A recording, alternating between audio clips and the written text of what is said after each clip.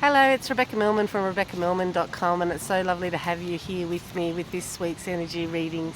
So this week we'll be focusing on family and doing a 3-card reading on that. Now, what we're going to be setting our attention to is asking anything that we need to know about guidance with our family. And family doesn't necessarily mean that it's blood relatives. I know there's people out there that may not have a close relationship with their family, and there's also people out there that have lost their family and may not have any family left, or only have a few family left. So family is not just about blood relatives, they also is about your friends as well. So sometimes our friends are our family as well.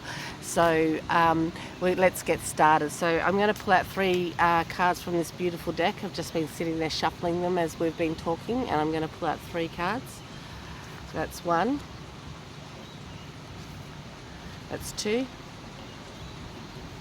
and this will be the 3rd one. Okay, so the first one was letting go. I'll just bring the card up so you guys can see it, and it was letting go.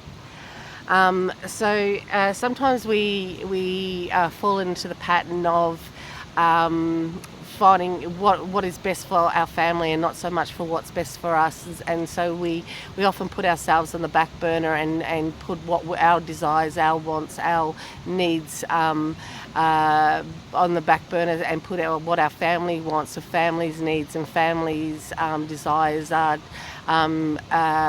first. And sometimes that's not always healthy for us, especially when our needs and our wants are very important to us, and they're high on our radar, so to speak, that we desperately do need these things to make us happy.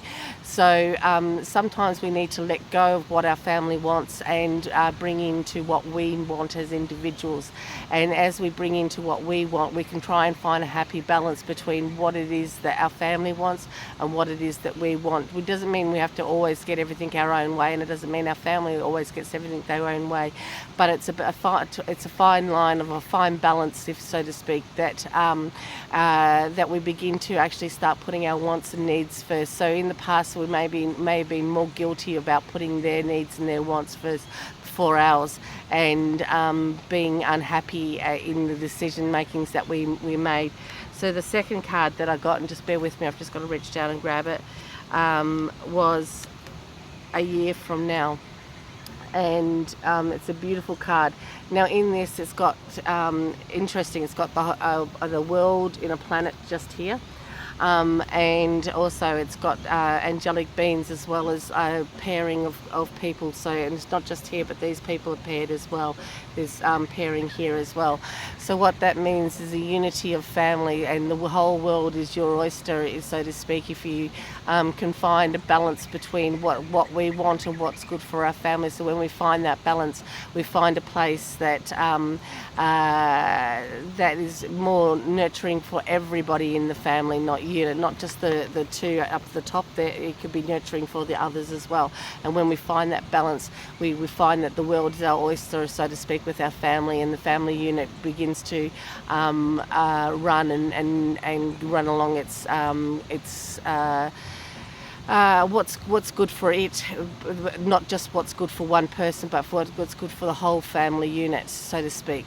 So there's nurturing there. Now this has taken us, because it says a year from now, so it's giving us a time frame of a fair long time, which means that it's taken us some time to actually come to the understanding and find that right balance between what it is that we want, what's right for the family, and what's right for everybody, to try and find that balance. So it's taken us going into the centre of the reading, so in the present it's taking us a long time to get to that stage, which is a happy balance between all the wants of everybody in the family unit.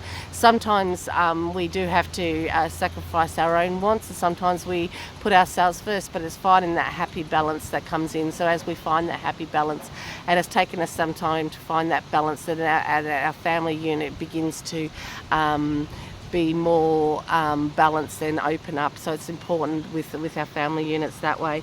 So the third and the final reading is helpful people. Final card, and helpful people.